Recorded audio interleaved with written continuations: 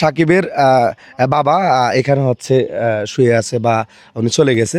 তো আজকে আমরা সাকিবের বাবার জন্য দোয়া করবো যে আল্লাহ তাআলা যাতে করে ওনাকে জান্নাতে পৌঁছে দেন, এটুকু আমরা কামনা করি। হয়তো বা আজকে সাকিবের বাবা যদি থাকতো তাহলে সাকিবদের নিয়ে হয়তো ভালোভাবে ঈদ কাটাতো, তাই না? হ্যাঁ, অবশ্যই উনি থাকলে আরো সাকিবের ঈদ আনন্দটা আরো খুব সুন্দর হইতো। এই যে আমরা এখানে আছি, হয়তো বা আমরা এখানে যে আজকে ভিডিও করতেছি, হয়তো বা আগামী ঈদে আমরাও আমাদের এখানে কেউ না থাকতে পারে, তাই না? আল্লাহ যদি না রাখে, আল্লাহ না রাখলে কেউ থাকার এই পৃথিবীতে ন্যূনতম সক্ষমতা নেই। এই ঈদের দিনে হচ্ছে আমরা একটা মানবিক কাজে আসছি। আসলে সেটা কীরকম মানবিক কাজ আপনারা অলরেডি এর কয়েকদিন আগে দেখেছেন যে সাকিব হচ্ছে অসুস্থ ছিল আমাদের নোয়াখালী 7 নং ধর্মপুর ইউনিয়ন 7 নং ওয়ার্ডের।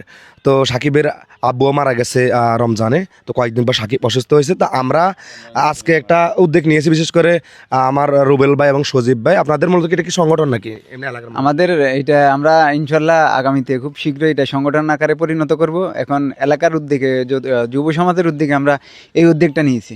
আচ্ছা আচ্ছা আচ্ছা। একসাথে আছি, সবসময় থাকবো আর কি। আচ্ছা, আর কে কে আছে? মানে কয়েকজন আছে? যুবক ভাই আরো আছে, অনেকগুলো আছে আমাদের সাথে, সবসময় ওরা থাকবে। আচ্ছা আচ্ছা। আর সামনে আরো বড় উদ্যোগ নেবো আমরা, পরিসরে যাওয়ার চিন্তা ভাবনা আছে না? সবসময় আজ থাকবো ইনশাল্লাহ। আচ্ছা, যাই হোক, তো আমরা একটু সাকিব গাছকে দেখাবো। আসলে অনেক দিন হয়েছে সাকিব আসছে, এখন পর্যন্ত কোনো ভিডিও দিই না। অনেক আমাদেরকে জিজ্ঞেস করছে সাকিবের কি অবস্থা। তো আজকের এই ভিডিওর মাধ্যমে সাকিবের কি অবস্থা দেখাবো, শারীরিক অবস্থা দেখাবো। তো আজকে আপনাদের কাছে কেমন লাগতেছে যে সাকিবকে যে ওরা দেখতে আসছে? ইনশাআল্লাহ ভালো ভালো ভালো ভালো লাগতেছে না? ঈদের দিনে অনেক অনেক আনন্দ ভালো লাগছে না? ইনশাআল্লাহ ভালো ভাইয়া কি লাগছে। আজকে যে সাকিবকে দেখতে আসছে এটা কি ভালো লাগছে না? ভালো লাগতেছে। ভালো লাগছে? এই যে ঈদের দিন কেউ কারো বাড়িতে যায় এরকম দেখতে? হ্যাঁ, দেখেন সবাই কাজ রেখে, বিশেষ করে ওনারা দুইজন ওনাদের কয়েকজনের পক্ষ থেকে মূলত দেখতে আসছে আর কি। আর কিছু মানে একটু হেল্প করতে আসছে, সেটা ঈদ উপহার বলেন বা ওনার যেহেতু কয় হাজার টাকার ওষুধের কথা বলছে একটু আগে একজনে, মোট 8,000 টাকা না? কত কত টাকার ওষুধ কিনছে? এক সপ্তাহের ওষুধ। 8,000 টাকার ওষুধ দরকার, এক সপ্তাহের ওষুধ কিনছে, তাও মাত্র কত অল্প, কত 15-2,000 টাকা এরকম। আর বাকি ওষুধ কিনতে পারে না। তা আজকে আমরা এই যে সজীব ভাই এবং রুবেল ভাই ওনাদের কয়েকজনের উদ্যোগে হচ্ছে ওনাদের মাধ্যমে কিছু অর্থ তুলে দিবে। তো আমরা একটু ভিতরে আসি, সাকিব ভাইকে একটু দেখানোর চেষ্টা করতেছি।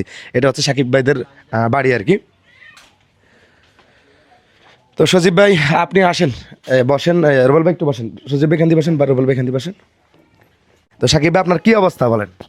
মোটামুটি আগের থেকে একটু ভালো আছি, আলহামদুলিল্লাহ, সবার দোয়াই।